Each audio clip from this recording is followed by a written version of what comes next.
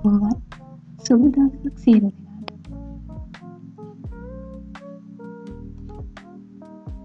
අපේ ඊෂා ප්‍රොජෙක්ට් එකේ අපි මේ වෙනකන් කතා කරා කොහොමද සයින් පේජ් එකක් සහ සයින් අප් පේජ් එකක් ඩිසයින් කරන්නේ. ඒ වගේම සයින් අප් එක සහ සයින් ඉන් එක කොහොමද ප්‍රෝග්‍රෑම් කරගන්නේ කියලා. ඒ වගේම අපි කලින් වීඩියෝ එකේදී කතා කරා කරස්ටල් එකක් කොහොමද අපි හෝම් පේජ් එකට ඇඩ් කරගෙන ඒක JavaScript සහ Bootstrap use කරලා කොහොමද ඩිසයින් කරගන්නේ කියලා. අද අපි බලමු හෝම් පේජ් එකේ ප්‍රොඩක්ට්ස් ටික කොහොමද ලෝඩ් කරගන්නේ. ඒ වගේම කොහොමද ඒකට අපි සෙෂන් මැනේජ්මන්ට් එක use කරන්නේ කියලා. අපි බලමු මුලින්ම ඩිසයින් එක. අපේ හෝම් පේජ් එකේ කරසල් එකට පහළින් අපි හදාගෙන තියෙන අපි ඇඩ් කරගෙන තියෙන ප්‍රොඩක්ට්ස් ටික මේ විදිහට view වෙනවා. අපේ ඩේටාබේස් එක පැත්තේ කැටගරිස් වලට අදාළව තමයි මේ ප්‍රොඩක්ට්ස් ටික හෝම් පේජ් එකේ මේ විදිහට view වෙන්නේ. මුලින්ම laptops, ඊට පස්සේ desktop computers, mobile, camera සහ tablets විදිහට අපේ ප්‍රොඩක්ට්ස් ටික මේ විදිහට ලෝඩ් වෙනවා. මේ තියෙන large device එකක කොහොමද ප්‍රොඩක්ට්ස් ටික view වෙන්නේ කියලා. අපි දැන් බලමු කොහොමද small device එකක ප්‍රොඩක්ට්ස් ටික ලෝඩ් වෙන්නේ කියලා.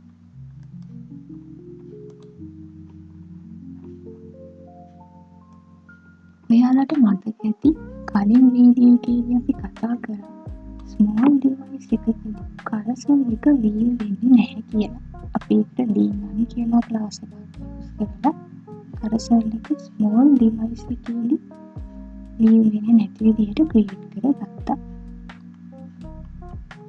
දැන් small device එකේ products ටික view වෙන්නේ මේ විදිහට.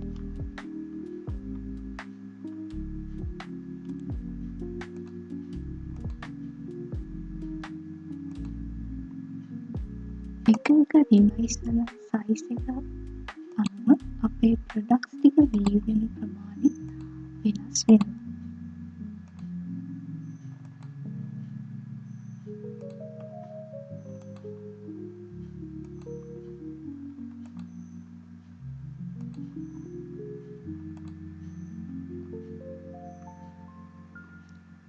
large device එකක සාමාන්‍ය විදිහට අපේ products ටික view කරන්න පුළුවන්.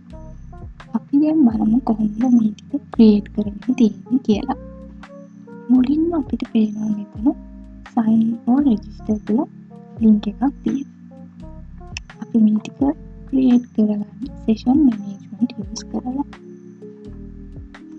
header.php file එකේ අපි මෙතන PHP script එකක් use කරලා තියෙනවා අපේ session management එක කරගන්න.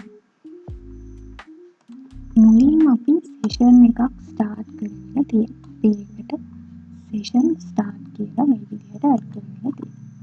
ඊට පස්සේ අපි බලනවා u කියන නමින් session එකක් set වෙලා තියෙනවාද කියලා.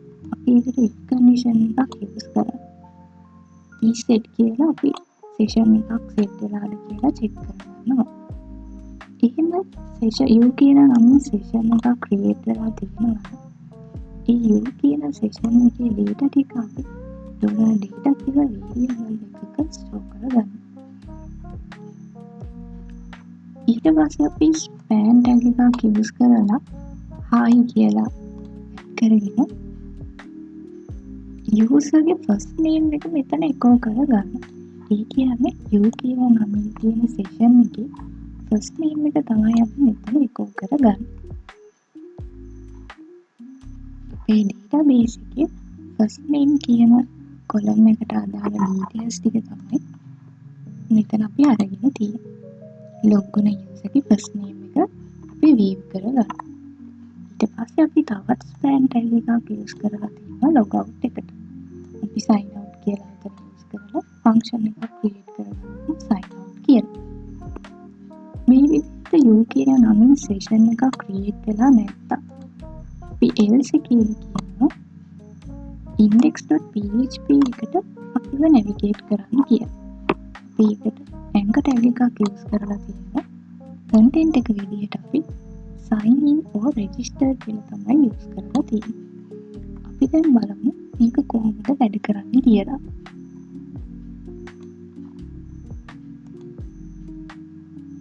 අපි මුලින්ම ඉන්නේ sign in or register කියන තැන. ඒ කියන්නේ අපි home page එකට sign in වෙන්න පුළුවන් කියන එක තමයි මෙතනින් කියන්නේ. sign in or register කියන එක ක්ලික් කරාම අපිට index.php ෆයිල් එකට navigate වෙනවා. මෙතනදී අපිට account එකක් නැත්නම් අපිට account එකක් create කරගෙන sign in වෙන්නත් පුළුවන්. එහෙම නැත්නම් අපිට account එකක් තියෙනවා නම් අපිට ඒ details use කරලා home page එකට navigate වෙන්න පුළුවන්. දැන් අපේ database එකේ already usersලා 3 දෙනෙක් ඉන්නවා. අපි ඒ එක්කෙනෙක් use කරලා home page එකට log වෙලා බලමු.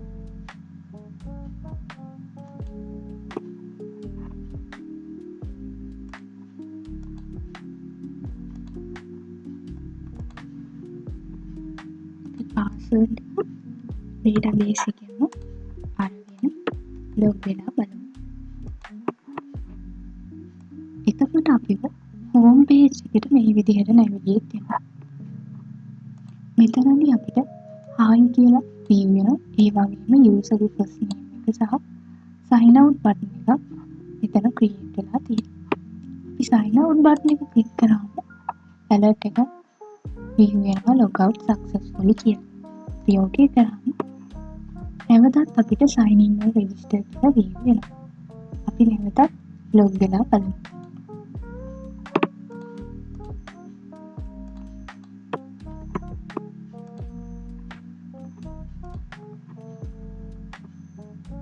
ඊට පස්සේ අපි දැන් බලමු මෙතන තියෙන drop down එකට කොහොමද database එකෙන් අරගත්ත categories ටික load කරගන්නේ කියලා. අපි home.php ෆයිල් එකේ මුලින්ම අපේ connection class එක include කරගන්නවා. ඊට පස්සේ අපි මෙතනදී header.php එක include කරගන්නවා. අපේ session management එක මෙතනදී වෙන්න ඕනේ හින්දා. අපි header එක තමයි මෙතන view වෙන්නේ. ඒක අපි home page එකට include කරගෙන තියෙනවා. අපි මෙතන select tag එකක් use කරලා categories ටික load කරගන්න හදාගෙන තියෙනවා. මුලින්ම අපි PHP script එකක් මෙතනදී use කරනවා. අපි database එකෙන් search කරගන්නවා category table එකේ තියෙන data ඔක්කොම. අපි ඒක $category rs කියලා variable එකක store කරගන්න. මේ category rs කියන variable එකේ තියෙන number of count එක number of කියලා use කරලා අපි අරගෙන තියෙනවා. අපි එන data ටික category නම් කියලා variable එකක store කරගන්න. අපි ඊට පස්සේ for loop එකක් use කරලා මේ category data ටික row by row read කරගන්න ඕනේ. මෙතනදී $x එක 0 වලට equal බලනවා. ඊට පස්සේ $x කුඩාත් බලනවා category නමට වඩා. ඊට පස්සේ අපි $x++ කියලා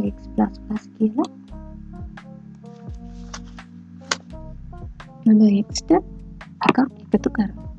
ඊට පස්සේ අපිට එන result එක. ඒ කියන්නේ මෙතන ඉන්න result එක අපි array එකකට add කරලා category data කියලා variable එකක store කරගන්නවා. දැන් අපි category data වල තියෙන cat id සහ category data වල තියෙන cat name එක මේ විදිහට echo කරගන්නවා. category id එකට අදාළ category name එක තමයි මෙතන echo කරගන්නේ. මේ විදිහට අපි drop down එකේදී database එකේ අපි add කරලා තියෙන categories ටික load කරගන්නවා. ඊට පස්සේ අපි බලමු කොහොමද products ටික load කරගන්නේ කියලා. අපි carousel එකට පාරේ PHP script එකක් use කරලා අපි categories ටික load කරගෙන තියෙනවා. මෙතනදී අපි ඩොලර් කැටගරි RS2 කියලා යූස් කරනවා. මොකද අපි උඩින් ඩොලර් කැටගරි RS කියලා වේරියබල් එකක් ඇඩ් කරගත්ත නිසා. මෙතනදී අපි select all from category කියලා කැටගරි ටේබල් එකේ තියෙන data ටික ඔක්කොම select කරගන්න. ඊට පස්සේ මේ data ටික ඔක්කොම ඩොලර් කැටගරි RS2 කියලා වේරියබල් එකක මේ විදිහට ස්ටෝර් කරගන්න. ඩොලර් කැටගරි RS2 එකේ තියෙන number of count එක numbers කියලා යූස් කරලා අරගෙන ඩොලර් කැටගරි num2 කියලා වේරියබල් එකක ස්ටෝර් කරගෙන තියෙනවා. ඊට පස්සේ අපි for loop එකක් යූස් කරනවා කලින් වගේ. අපි මෙතන $y කියලා තමයි වේරියබල් එක අරගෙන තියෙන්නේ. $y 0 ට equal බලනවා. ඊට පස්සේ $y ඩොලර් කැටගරි num2 වලට වඩා කුඩාද බලලා $y වලට එකක් එකතු කරනවා. ඊට පස්සේ මේ රිසල්ට් එක අපි features of කියලා යූස් කරලා array එකක තියාගන්න. ඒ වෙන data ටික ඔක්කොම ඩොලර් කැටගරි data2 කියලා වේරියබල් එකක ස්ටෝර් කරගන්න. ඊට පස්සේ අපි බලමු design එකේ මෙතන වේරියබල් කැටගරි name එක කොහොමද ඇඩ් කරන්නේ කියලා. අපි කමෙන්ට් එකක් යූස් කරනවා කැටගරි name කියලා. ඊට පස්සේ අපි මෙතන කැටගරි name එකට PHP ස්ක්‍රිප්ට් එකක් යූස් කරලා ඩොලර් කැටගරි data2 වල තියෙන cat name එක තමයි අරගන්නේ. අපිට database පැත්තෙන් මේක බලා ගන්න පුළුවන්.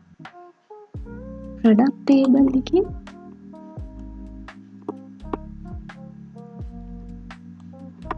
කැටගරි cat ID එකට අදාළ කැටගරි name එක තමයි අරගෙන තියෙන්නේ. කැටගරි table එකේ තියෙන cat name එක තමයි අපි මෙතන feed කරගන්නේ. ඊට පස්සේ products ටික load කරගන්න. මෙතනදී අපි PHP script එකක් use කරලා database එකේ details ටික අරගන්න. select all from product table එකේ තියෙන සියලුම data ටික අරගන්නවා. category cat ID එකට අදාළව තියෙන අපි හදාගත්ත ඩොලර් කැටගරි data2 වල තියෙන cat ID එකට සමාන වෙනවද බලන්න. සහ status ID එක එකට සමාන වෙනවද කියලා බලන්න. ඒ කියන්නේ active products. ඊට පස්සේ අපි ඒක order by කියලා use කරලා අපි add කරගත්ත date time වලට අදාළව weave කරගන්න descending order එකට. limit 4 කියලා අපි use කරනවා products හතරක් එකවර weave වෙන. අපි offset එක bin by කියලා add කරගෙන තියෙනවා. මේන result එක අපි product RS කියලා variable එකක store කරගන්න. product RS වල තියෙන number of count එක අපි මේ විදිහට අරගෙන product name කියලා variable එකක store කරගන්න. අපි කලින් වගේ for loop එකක් දාලා අපිට එන result එක dollar product data කියලා variable එකක store කරගන්න. ඊට පස්සේ අපි card එකක් use කරලා product image එක add කරගන්න.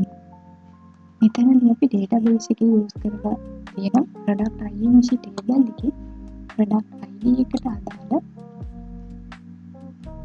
data එකක් තමයි ගන්න. අපි හදාගත්ත dollar product data වල තියෙන ID එකට අදාළ product image එක තමයි මෙතන අරගන්න. අපි ඒක $imgrs කියලා variable එකක store කරගන්න. අපි එන result එක features of කියලා use කරලා අරගෙන මේ data ටික img data කියලා variable එකක store කරගන්න. ඊට පස්සේ අපිට img tag එක ඇතුලේ PHP script එකක් use කරලා image path එක දෙන්න පුළුවන්. $img data වල තියෙන image path එක මේ විදිහට add කරගෙන තියෙනවා. එතකොට database එකේ තියෙන ඒ product එකට අදාළ image එකේ image path එක තමයි මෙතන set වෙන්නේ. එතකොට අපිට image එක view වෙනවා. ඊට පස්සේ අපි ටයිටල් එක ප්‍රොඩක්ට් එකේ ටයිටල් එක මේ විදිහට ඇඩ් කරගන්නවා. ඒකටත් අපි PHP ස්ක්‍රිප්ට් එකක් යූස් කරලා ඩොලර් ප්‍රොඩක්ට් data වල තියෙන ටයිටල් එක තමයි අරගෙන තියෙන්නේ. ප්‍රයිස් එකටත් අපි ඩොලර් ප්‍රොඩක්ට් data වල තියෙන ප්‍රයිස් එක අරගෙන තියෙනවා. quantity එක view කරගන්න if clause එකක් යූස් කරලා තියෙනවා. ඒ කියන්නේ ඩොලර් ප්‍රොඩක්ට් data වල තියෙන quantity එක බිඳුවට වඩා විශාලයි නම් තමයි අපේ ස්ටොක් එකේ ප්‍රොඩක්ට් එක තියෙන්නේ. අපි ඒ හින්දා මෙතන in stock කියලා span එකක් යූස් කරලා තියෙනවා.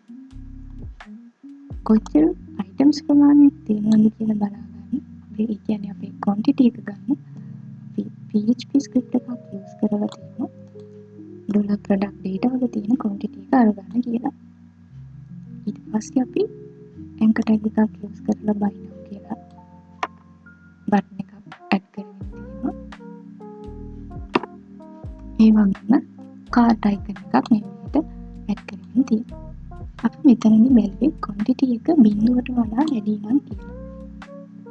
බිඳුවට වඩා quantity එක අඩුයි නම් අපි else එකේදී කියනවා out of stock කියලා. ඒ කියන්නේ මේ product එක stock එකේ නැහැ. items ප්‍රමාණය කියන්නේ අපේ quantity එකත් 0. අපි buy now button එක btn range කියලා CS bootstrap class එකක් use කරලා රතු පාටින් පෙන්නලා තියෙනවා. ඒ වගේම අපි ඒක disable කරලා තියෙනවා. product එකක් නැත්තම් අපිට ඒක cart එකට add කරන්න බැරි හින්දා අපි cart icon එකට disable කියලා use කරලා තියෙනවා. අපි දැන් design එක පැත්තෙන් බලමු කොහොමද මේක view වෙන්නේ කියලා. අපේ database එකේ category table එකේ තිබිච්ච categories ටික පිළිවෙලට අපේ home page එකේ මේ විදිහට load වෙනවා. ඒ වගේම අපි add කරගෙන තියෙන product ටික add කරගත්ත date time එකට අදාළව මේ විදිහට පිළිවෙලට add වෙලා තියෙනවා. මේ හැම product එකක්ම stock එකේ තියෙන product. items දෙකක් තියෙනවා. ඒ වගේම item එකක් තියෙනවා. අපි දැන් බලමු items නැති ඒවා. 0 items available. ඒක රතු පාටින් තමයි view කරගෙන තියෙන්නේ. ඒ වගේම stock එකේ නැහැ කියලා කියලා out of stock කියලා use කරලා තියෙනවා. cart icon එක සහ buy now button දෙක disable කරලා තියෙනවා. මේ විදිහට තමයි අපි product එක අපේ home page එකට load කරගත්තේ.